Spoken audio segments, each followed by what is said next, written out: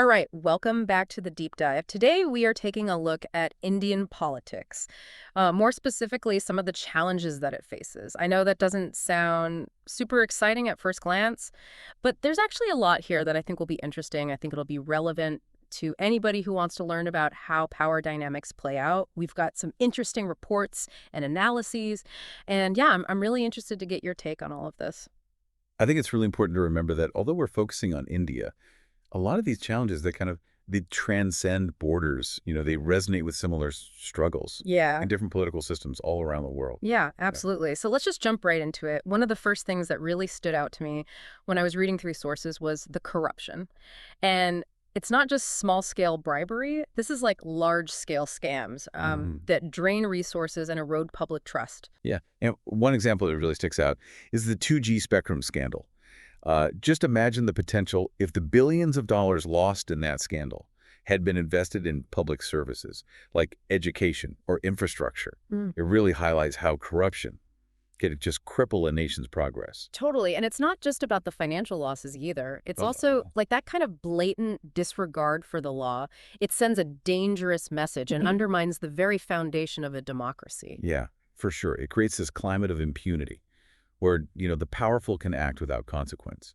And that kind of leads us into the next big issue, which is the role of caste in Indian politics. Right, and I know that a lot of people listening might not fully understand the nuances of the caste system, but essentially it's a social hierarchy that's historically determined people's social standing and opportunities. But what's really alarming is how political parties have weaponized this system for their own gain. It's a very cynical strategy, appealing to certain caste groups and promising them benefits. So they create kind of like a vote bank that they can rely on during elections. But this just deepens the existing social divides and prevents the development of a truly inclusive society. It seems so counterintuitive. Like you think in a democracy, parties would be incentivized to appeal to the broadest possible base, but instead they're exploiting these pre-existing divisions to consolidate power. It's unfortunately something we see across the world. Identity politics, whether it's based on caste, religion, or ethnicity, can be a really powerful tool, but it often comes at the expense of real progress and social cohesion. And that brings us to another challenge that I notice is kind of a recurring theme in Indian politics, and that's the dominance of family dynasties. So we see this with the Gandhis, the Yadavs, and many other political families across the country. It almost feels like political power is inherited rather than earned. Do you think that this dynamic hinders new leadership Yeah. and fresh perspectives in Indian politics? Um, I think it's a really complex question. On one hand, you have these political families with deep roots in their communities, and their legacies can provide stability and continuity. But on the other hand, this concentration of power within a few families can really limit opportunities for newcomers who have fresh ideas and different approaches. It makes it harder for them to break through. Yeah, it makes you wonder if anyone outside of these established political families really has a fair chance to rise through the ranks based on merit and talent alone. That's a concern shared by a lot of people. It really raises questions about the long-term health of a democracy. If the opportunities for leadership are limited to just a select few. Yeah. And this is especially concerning when you consider the growing frustration Yeah. among young people in India. Speaking of exploiting divisions, another thing that stood out to me was the way political parties use faith for their own gain. Right. Looking back at events like the Babri Mosque dispute, where that historic mosque was demolished, leading to riots, really highlights the dangers of this communalism. Absolutely. And, it really emphasizes the importance of having interfaith dialogue Mm-hmm. and promoting understanding and respect across different communities. Because when politicians start playing the religion card, it's often society that pays the price. It's like they're playing with fire. And the potential consequences are incredibly damaging to national unity and social harmony. This manipulation of religious sentiment for political gain. We see this in other parts of the world as well. And it's a trend that needs to be recognized and challenged. It's not just about disagreeing with a particular policy or stance. It's about understanding the deeper implications Yeah. of how these tactics erode trust and create divisions. You've hit on a crucial point there. These issues go beyond just disagreeing with a political opponent. They really strike at the heart of how we function as a society. And this brings us to another alarming trend that comes up a lot in these reports. The presence of criminals in positions of power is pretty shocking to see. The statistics, on how many elected officials in India Yeah. face serious criminal charges. Yeah, it's a really disturbing trend. According to reports from the Association for Democratic Reforms, a significant portion of elected officials face these charges. And this raises some serious questions about accountability. If those in charge of upholding the law are themselves accused of breaking it, what kind of message does that send? It really erodes trust in the system Oh, yeah. and creates a perception that justice is not applied equally. And this isn't unique to India either. We've seen similar patterns in other countries where organized crime infiltrates political systems, using their influence to benefit themselves at the expense of the public good. It's like a vicious cycle. The more entrenched these individuals become in the political system, the harder it is to hold them accountable and make sure that the system serves the people. Exactly. And this connects with the broader concern of transparency and accountability in government. People don't trust their leaders. It could cause them to disengage from the whole political process. And it seems like this disillusionment is particularly strong among young people in India. We see these high unemployment rates, the slow pace of development, and a general sense that things aren't changing fast enough. It's a global phenomenon. Young people around the world are facing similar challenges and expressing their frustrations with how things are. They're inheriting a world with a ton of complex problems, like climate change, economic inequality, and political polarization. And it makes sense that they feel overwhelmed or even stimulus. It's like they're being asked to clean up a mess they didn't make, and they aren't given the right tools or support. That feeling of being unheard can have some pretty serious consequences. Yeah, absolutely. And this is where the issue of populist policies comes into play.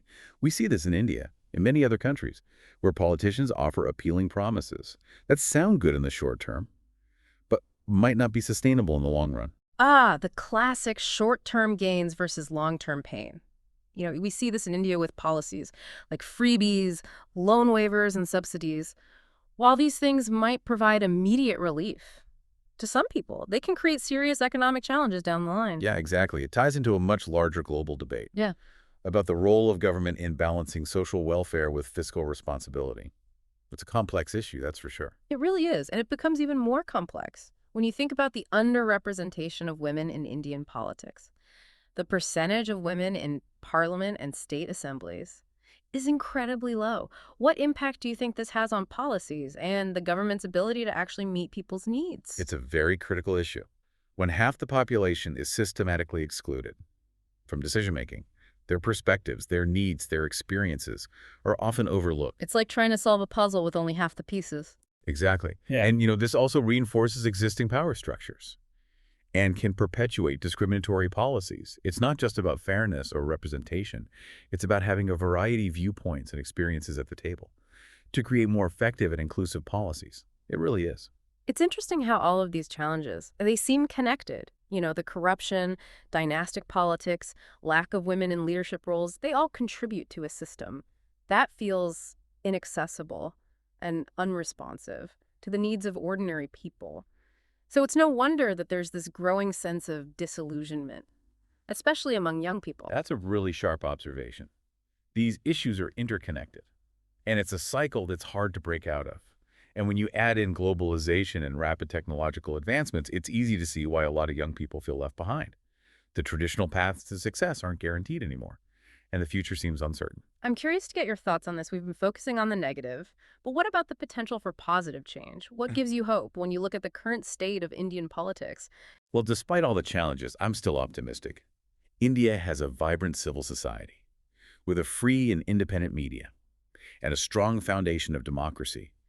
There are so many people and organizations working hard to address these issues, holding those in power accountable, trying to create a more just and equitable society. That's encouraging. And it really speaks to the resilience of the Indian people. They've overcome so much throughout their history. It's that spirit and determination that gives me hope for the future. I agree. And it's important to remember, change takes time. It's a gradual process that needs sustained effort, dialogue, and a willingness to challenge the status quo. And it needs informed and engaged citizens who participate in the political process and demand more from their leaders. Exactly. Democracy is not a spectator sport. Everyone needs to actively participate. So where do we go from here? We've talked about a lot of deep-rooted challenges, but I don't want to leave our listeners with just negativity. What are some key takeaways that you want them to consider as they learn more about these issues? I think the first takeaway is to understand that these issues are complex, and there are no easy solutions.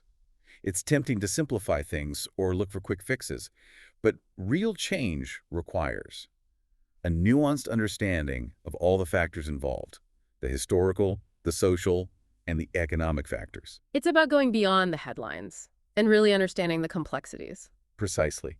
And the second takeaway is that these challenges are not unique to India. You see these same patterns in other political systems around the world. By learning about the dynamics in one context, we can apply those insights to understand how power operates and how to address these issues in other places. It's about finding those common threads and using that knowledge to make positive changes in our communities and on a global scale. Absolutely. And Right. finally, I want listeners to remember that they have a voice. Their actions can make a difference. It's about having conversations, supporting organizations that are tackling these issues, and holding our leaders accountable. Even small things, like staying informed, voting in elections, or speaking up against injustice, can make a big difference. It's about understanding that we are all part of a system, and our individual choices and actions can contribute to a more just and equitable society. Exactly. It all starts with us. Now, as we finish up this deep dive into Indian politics, we want to leave you with a call to action. Stay informed, stay engaged, and use your voice. The path to a better future is a collective one, and every step we take brings us closer to that goal. And never lose hope. Despite all of the challenges we face, there's always reason to believe that things can get better. It's up to all of us to make it happen. You know, it's like as we've been discussing these challenges, one thing that keeps coming to mind for me is how they all connect. It's like this tangled web, corruption feeds dynastic politics. Yeah. And that in turn prevents women and marginalized communities from getting ahead. It's a system that seems to benefit just a select few. It's definitely a systemic problem. Yeah. And that makes it really difficult to change. It's not enough to just focus on individual instances of corruption or try to get more women into powerful positions. It requires changing the whole system to make it more transparent, accountable, and responsive to everybody. That's a pretty big task. But I guess that's why it's important to have these conversations, raise awareness, and encourage people to demand change. What are some concrete steps that people can take to actually make a difference? Well, first and foremost, education.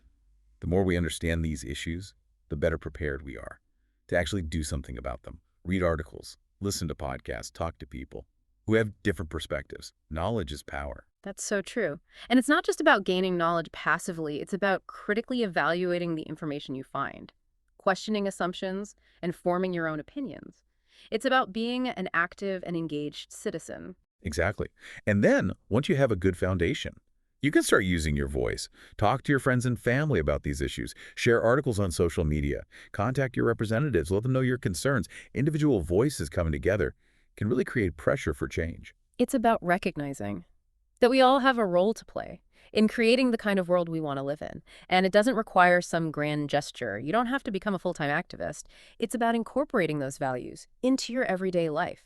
Support ethical businesses, advocate for better policies, speak out when you see injustice. It's about moving away from feeling apathetic or helpless, and instead embracing a sense of agency and empowerment.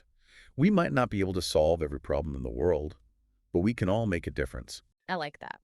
So to wrap up our deep dive, I want to leave you with a little challenge. What can you do today to make the world a more just and equitable place? It could be something small, like having a conversation with a friend or reading an article about a cause you care about. Every little action adds up. And remember, we're all in this together. The challenges we face are interconnected, and so are efforts to build a better future. Thanks for joining us on the deep dive, and keep learning, keep questioning, and keep fighting for change.